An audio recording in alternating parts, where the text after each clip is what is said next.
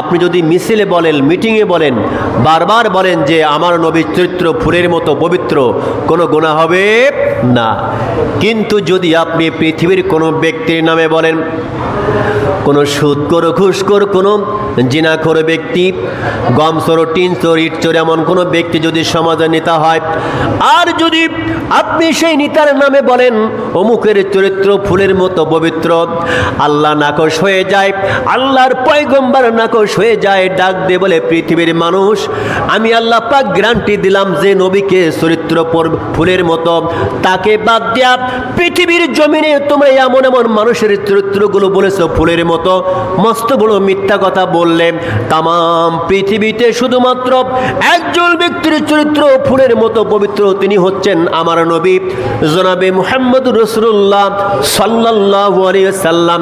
তাছাড়া কারোর সঙ্গে কারো চরিত্র এমনটি নাই। এই জন্য আল্লাহ পাক বলেছেন, দুনিয়ার মানুষ শোনো, যদি আমাকে ভালোবাসতে চাও, আমার নবীকে ভালোবেসে ফুলের মতো চরিত্র তৈরি করো।